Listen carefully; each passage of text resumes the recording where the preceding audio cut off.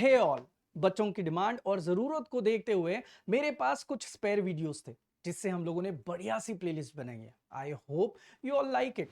दोस्तों, ये तो बस कॉन्सेप्ट वीडियोस है। If you really want to learn more, we have exclusively updated university wise curated courses, PYQ inclusive, just for you, tailor made. So download the app now, link in description. Thank you. दोस्तों, आज आपके लिए method number 2 लेके आया हूँ जिसका नाम है सीकेंट मेथड। अब ये किसकी मेथड है? तो ये है numerical solution of algebraic and transcendental equations को फाइंड आउट करने की। और ये किस में आता है? तो ये आता है आपके न्यूमेरिकल मेथड्स में। Hi friends, this is Raunak sir और मैं आप सबका स्वागत करता हूँ आपके प्यारे प्लेटफॉर्म आलसी इंजीनियर पे। दोस्तों, आप सभी को पता है इसकी मेथड नंबर 1 जो है वो मैंने ऑलरेडी सिखाई, जिसका नाम था बाइसेक्शन मेथड। अगर अब तक आपने बाइसेक्शन मेथड वाला वीडियो नहीं देखा है, छोटू सा वीडियो है, आप एक बार देख लेना, आपको बेसिक कॉन्सेप्ट समझ में आएगी। जो लोग अभी डायरेक्टली ये वीडियो देख रहे हैं उनके लिए ब्रीफ दे देता हूँ मेरे भाई। अलजेब्रिक इक्वेशन मतलब ऐसी इक्वेशंस जहाँ पे आपको x की टर्म्स जो है वो पॉलिनोमियल में दिखाई देंगे, यानी कि x होगा x स्क्वायर x क्यूब वगैरह वगैरह। जैसे आपकी क्वाड्रेटिक इक्वेशन होती है, उसमें डिग्री 3 डिग्री 4 डिग्री 5 कोई भी इक्वेशन है।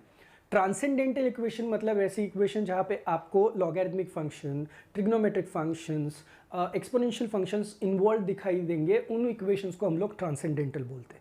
अब उनका सोल्यूशन निकालना मतलब बात खत्म, हम लोगों को रूट्स फाइंड आउट करने होते हैं। क्या फाइंड आउट करने होते हैं? रूट्स। अब देखिए जैसे कि रूट्स फाइंड आउट करने की जब बारी आती है तो ऑलवेज रिमेंबर दैट अगर आपको कुछ इस तरीके से आपका ग्राफ मिल रहा है तो always remember that root find out करना मतलब जहाँ पे आपका एक्सिस कट होता है वो वाली वहाँ पे पोजिशनिंग हम लोगों को फाइंड आउट करनी होती है। अब होता है ऐसे कि आई नो कैल्सी पे होता है, पार 3 तक के आप कैल्सी पे निकाल सकते हो अलजेब्रिक इक्वेशन वाले रूट्स जो है वो, लेकिन पार 4 पार 5 देन ट्रांसेंडेंटल इक्वेशंस, इनके लिए हम लोगों को एग्जैक्ट सोल्यूशन एग्जैक्ट रूट नहीं मिलता है। तो इन दैट केस आपको अप्रॉक्सीमेट रूट्स निकालने पड़ेंगे और वो निकालने के लिए आपको 4 मेथड्स दिए, जिसमें से पहली बाइसेक्शन मेथड हो चुकी है, दूसरी हम लोग सीकेंट मेथड देख रहे हैं। अब इस मेथड के लिए भी आपको कुछ चीज़ों का ख्याल रखना है। सबसे पहले तो इनको आपको कोई तो एक वैल्यू रहेगी जो कि पॉजिटिव रहेगी और कोई तो एक पोजीशन रहेगी जो कि नेगेटिव रहेगी। यानी कि यहाँ पे भी इनिशियल लेवल पे जबकि इनिशियल गेस करना है हम लोगों को तो सीसॉ खेलना पड़ेगा। एक वैल्यू नेगेटिव दिखेगी, एक वैल्यू पॉजिटिव दिखेगी, तो उन दोनों के 100% बीच में ही आपको क्या मिलेगा? आपका रूट का पोजिशनिंग मिलेगा। तो मैं यहाँ पे नेमिंग करता हूँ। जब हम लोगों ने बाइसेक्शन मेथड की थी तो ए और बी नाम दिए थे, लेकिन यहाँ पे ऐसे नहीं करना है। हम लोगों को यहाँ पे x0 देना है और यहाँ पे हम लोगों को x1 नाम देना है। जैसे ये दो नाम दिए तो इस यहाँ पे जो वैल्यूएशन आ रही है that is function of x0 होगी और यहाँ पे जो वैल्यूएशन आएगा that would be function of x1। So it is important to understand कि मुझे ये इस तरीके से एजम्पशंस लेके जाना है। इनिशियल वैल्यू डिसाइड किस तरीके से करेंगे उसके पहले मैं बता रहा हूँ कि अप्रॉक्सीमेशंस कैसे आगे बढ़ेंगे। तो अप्रॉक्सीमेशंस के लिए एक बार का आपका x0 और x1 आ जाए, मेरी रिस्पॉन्सिबिलिटी मैं ला के दूंगा। x2 जब आपको निकालना है तो आपको एक फॉर्मूला याद रखना पड़ेगा। तो इस सीकेंट मेथड के लिए जो फॉर्मूला आप लोग याद रखोगे वो ये रखोगे, x1 माइनस यहाँ पे होगा x1 माइनस x0, यहाँ पे होगा f1 माइनस f0 और यहाँ पे होगा आपका f1। So this is how you have to remember. अब लोग पूछते हैं ये क्या होता है भाई? ये f मतलब फंक्शन की वैल्यू। जैसे ये देख लो आप, ये जो f ऑफ x0 लिखा है, आपको दिक्कत है हो रही है तो आप इसको f0 लिख दो यहाँ पे, और यहाँ पे भी आप चाहिए तो इसको f1 लिख दो, कोई प्रॉब्लम नहीं है, कोई मसला है ही नहीं। अब इसके बाद आपको क्या आएगा? x2 आएगा। फिर x2 आने के बाद आप नेक्स्ट अप्रॉक्सीमेशन के लिए x3 के लिए जाओगे तो that would B x2 minus, फिर पिक्चर क्लियर है। सीसॉ बस आपको एक ही बार खेलना है दोस्त, वापस सीसॉ खेलने की कोई ज़रूरत नहीं। एक बार का x1 और x0 आ गया, सीसॉ का काम खत्म। आपका x2 x3 x4 आपकी टीम को आगे लेके जाएगा and so on and so forth, आपको आपके आंसर्स मिलना शुरू हो जाएंगे। Are you guys really getting my point? Calculations लगेंगे, कैल्सी आपके साथ रखो, एक सम मेरा रहेगा, एक सम आपको मैं बस ऑलरेडी लिखा हुआ सिखाऊंगा, तो आपकी प्रैक्टिस सही से हो जानी चाहिए। सीकेंट मेथड वैसे तो ज़्यादा पूछी नहीं जाती है एज यूजुअल, अगेन लेंदी मेथड है, लेकिन बाइसेक्शन से थोड़ा बेटर है, थोड़ा आप हम लोगों को एग्जैक्ट आंसर देने की कोशिश करता है। तो चलो, find the real root of the equation x cube minus 2x minus 5 is equal to 0 लिखा हुआ है, यूजिंग सीकेंट मेथड दिया हुआ है and correct to the 3 decimal places. अब ये कुछ भी देने दो डेसिमल प्लेसेस वगैरह, हम लोगों को सबसे पहले तो जो इक्वेशन दी है उसके बारे में पता होना चाहिए। तो आप देख लो, I can write this as to be here f of x वाला जो बंदा मिला वो x cube minus 2x minus 5 हम लोगों को मिला, इक्वेशन 1 दे दो। एफ ऑफ 0 आप लोग अभी पता नहीं ना किसके बीच में आपका रूट है, मैं हूं ना हेल्प करने के लिए। इनिशियल सीसॉ के लिए 0 पुटअप करोगे तो 0 cube minus 2 into 0 minus 5 would be minus 5 your आपका फंक्शन का वैल्यू आएगा। 1 पुटअप करोगे तो 1 का क्यूब माइनस 2 इंटू 1 आएगा, और माइनस 5 पुटअप करोगे तो ये आएगा 1 minus 2 is minus 1 minus 5 minus 6 आएगा। अब दोनों के दोनों नेगेटिव है तो सीसॉ फॉर्मेशन हुआ क्या? नहीं हुआ है। तो आपको अब क्या करना पड़ेगा, एफ ऑफ 2 के लिए भागना पड़ेगा। एफ ऑफ 2 बोलता है 2 का क्यूब माइनस 2 इंटू 2 आएगा, माइनस 5 आएगा। आप चेक कर लेना, 8 माइनस 4 4 माइनस 5 कितना आएगा, माइनस 1। अगेन 1 और 2 के बीच में आपका आंसर नहीं आ सकता है, दोनों के दोनों नेगेटिव है। जैसे मैंने बोला आपका सीसॉ फॉर्म होना जरूरी है, आपको एक नेगेटिव एक पॉजिटिव वैल्यू आना जरूरी है आपके फंक्शन की, जो यहाँ पे नहीं हो रहा है अब तक। तो अब जाते हैं एफ ऑफ 3 के लिए, तो देखना 3 का क्यूब माइनस 2 इंटू 3 माइनस 5 करोगे तो 27 माइनस 6 इज 21 माइनस 5 कितना आएगा, 16। तो मेरे भाई एक वैल्यू आई नेगेटिव, उसकी इमीडिएट की जो वैल्यू आई वो I positive. Adjacent values, adjacent positions होनी चाहिए, तो वैल्यूज भी आपको उस हिसाब से मिली। तो एक नेगेटिव एक पॉजिटिव वैल्यू पिकअप करो दोस्त। तो 2 लिख रहा हूँ, 3 लिख रहा हूँ, कोई फर्क नहीं पैदा है। यहाँ पे 2 की जगह पे आप लोग आपकी वैल्यू लिख दो -1, 3 की जगह पे आप आपकी वैल्यू लिख दो 16। Are you guys getting my point? अब आप मुझे बता दो कि looking at this particular combination आपको किस बात में मजा आ रहा है, मुझे कहां पे मजा आ रहा है। देखो, देयरफॉर रूट लाइज बिटवीन, ये आपका बस इनिशियली आना चाहिए, बाद में नहीं आना चाहिए, बिटवीन 2 and 3। तो आपने x0 की जगह पे अब लिखना है 2 और x1 की जगह पे लिखना है आपने 3। Are you guys really getting my point? तो अब मुझे बता दो x0 और x1 अगर आपके आ गए तो मैं अब जाऊंगा फर्स्ट अप्रोक्सीमेशन के लिए। तो आप देख लेना, my first approximation would now look like, first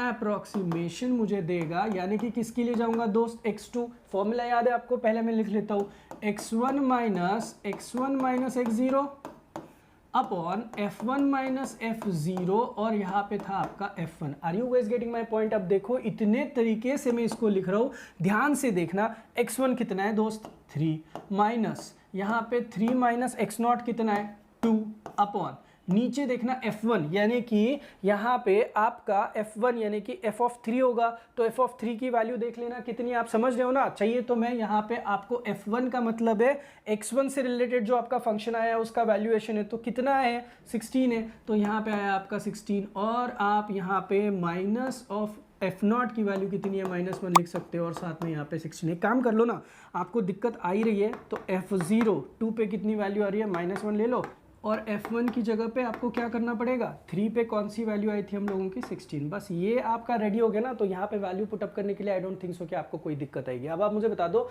नए सेटअप के हिसाब से आपको यहाँ पे x2 का आंसर फाइंड आउट करना पड़ेगा। एंड जब आप इसको पूरी तरीके से फाइंड आउट करोगे ना, तो आप आपकी कैलसी के हिसाब से कर लो। मैं यहाँ पे वैल्यू मेरी निकाल लेता हूँ, क्या ये 2.058823 के हिसाब से मेरा आंसर आ रहा है।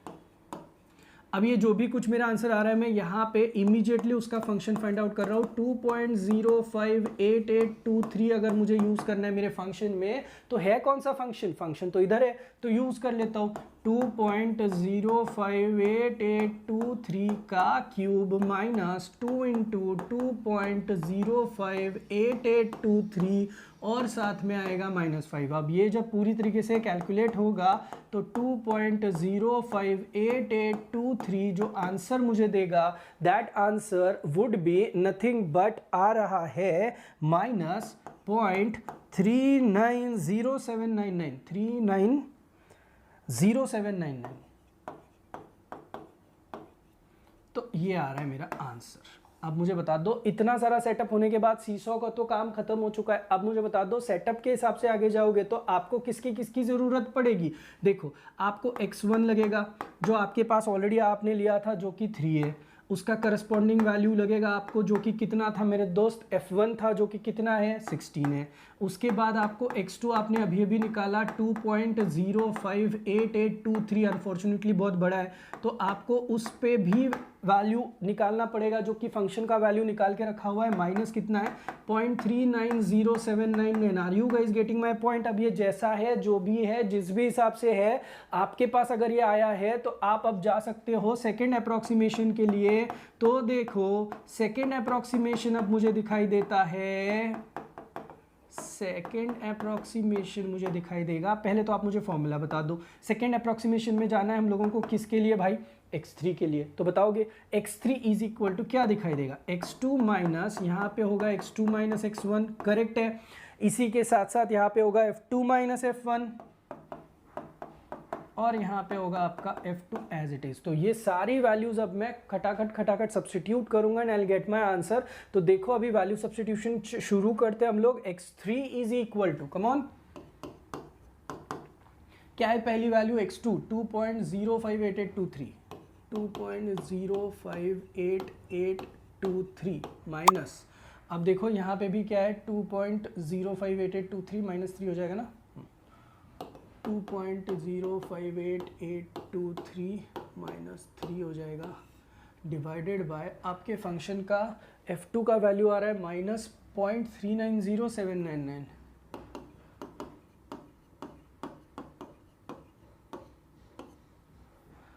राइट। f1 का वैल्यू आ रहा है 16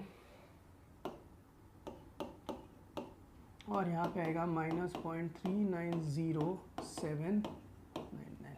अब ये सब कुछ आपको कैलकुलेट करना पड़ेगा, माइनस माइनस प्लस, तो ये वैल्यू जो है वो कम हो जाएगी। And the answer for x3 जब आप पूरा कैलकुलेट करोगे तो आपका आंसर कुछ आना चाहिए था 2.08 के आसपास, 2.081263 के आसपास आंसर आ रहा है। अब जैसे ही ये फंक्शन आ जाए, सॉरी x3 आ जाए, आप f of x3 find out करने के लिए जाओ, यानी कि 2.081263, बहुत काम है यार, -2 इंटू 2.081263 और यहाँ पे होना चाहिए -5। अब ये जो पूरा कैलकुलेट होगा तो f ऑफ x3 का जो आपका आंसर आना चाहिए था, your answer in this case comes out to be -0.147204 के आसपास। आप अपना भी कैलकुलेशन कर लेना खुद से। अब मुझे बता दो, सारा सब कुछ सेटअप अगर रेडी है तो अब आगे की वैल्यूज निकालने के लिए सीसॉ मैंने बोला था नहीं जाना है आपको, मुझे बताना x2 आपने कितना लिया था, 2.058823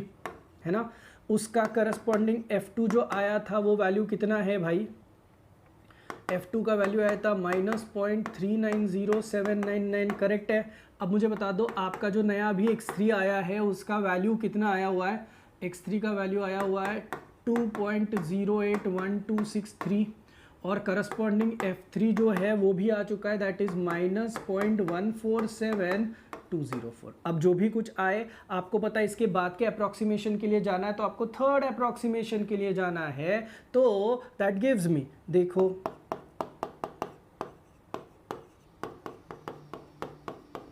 सो थर्ड अप्रोक्सीमेशन जो होगा that would clearly give me x4 की ये मैं कैलकुलेशन करूंगा तो this will be x3 minus x2 रहेगा और नीचे रहेगा f3 माइनस f2 और यहाँ पे रहेगा आपका f3, करेक्ट है। वैल्यूएशन के लिए आपकी सपोर्ट की ज़रूरत है, 2.081263 माइनस x3 के लिए आपकी ज़रूरत है अगेन 2.081263, करेक्ट। माइनस होना है x2 को, x2 कितना है आपका 2.058823 डिवाइडेड बाय आपको करना है f3 माइनस f3 की वैल्यू है -0.147204 और माइनस ऑफ यहाँ पे आना है -0.390799 और यहाँ पे भी आना है -0.147204, राइट। अब ये पूरा आप भी कैलकुलेट करना और मुझे बताना आपकी x4 की वैल्यू कितनी आ रही है। आपकी x4 की वैल्यू आ रही है मेरे दोस्त 2.094824। क्या आपका और मेरा आंसर सेम आ रहा है? एक बार चेक कर लेना। अगर ऐसा है तो इमीडिएटली फंक्शन ऑफ x4 निकाल लेते हैं हम लोग। तो अब देखना, फंक्शन ऑफ x4 करोगे तो आपको क्या सब्स्टिट्यूट करना है, 2.094824 2.094824 का क्यूब माइनस 2 इंटू 2.094824 माइनस 5, तो सब्सटीट्यूट करोगे तो f ऑफ x4 भी आपको कुछ ना कुछ आंसर देगा and the answer in this case comes out to be 0.00 कितना आ रहा है 3042। अब इसको भी बॉक्स कर लेते हैं। अब सारा सेटअप जो है वो हम लोगों को वापस x5 के लिए करना पड़ेगा। सो नेक्स्ट इटरेशन के हिसाब से जाओगे तो बता दो कि आपका x3 पहले क्या था, f ऑफ 3 क्या था, है ना। सो x3 देख लो, x3 था हम लोगों का 2.081263, 2.081263। करस्पॉन्डिंग f3 कितना था, -0.147204, -147,204। f4 कितना, सॉरी x4 कितना है देख लो, 2.094824 है। बहुत कैलकुलेशन है यार। f4 भी आएगा करस्पॉन्डिंग किया हुआ 0.0030 कितना आ रहा है 42 आ रहा है। अब देखो इतना सब कुछ सेटअप रेडी है, तो लास्ट अप्रॉक्सीमेशन कर लो तो आपको मिल जाएगा, थर्ड हो गया ना, फोर्थ वाला होगा ना, fourth approximation. So you will get fourth approximation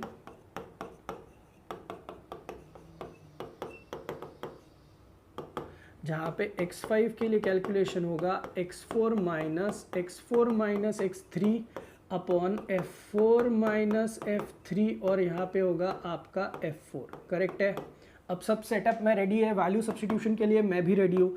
2.094824 minus 2.094824 minus x3 की जगह पे आएगा 2.081263 अपॉन f4 की जगह पे आना चाहिए 0.003042 माइनस ऑफ 147,204 इंटू 0.003042।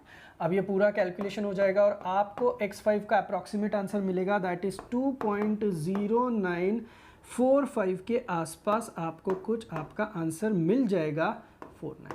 सो ये है आपका x5 का आंसर। तो हमें जहाँ तक के फाइंड करने के लिए बोला था हम लोगों ने जो है वो आंसर को फाइंड करने की कोशिश करी। आप लोग देख सकते हो जो सवाल पूछा था आपको कि correct up to 3 decimal places, you can just have a look at it. यहाँ पे आपका जो आंसर आ रहा है वो x5 का 2.094 तक आ चुका है 3 डेसिमल प्लेसेस। यहाँ पे भी वैल्यूएशन देखोगे तो x4 का कहाँ तक आया था 2.094 है। तो 2.094 जो है वो आप 3 डेसिमल प्लेसेस तक के करेक्ट करने के बाद बता सकते हो कि आपका आंसर जो है वो खत्म हो चुका है।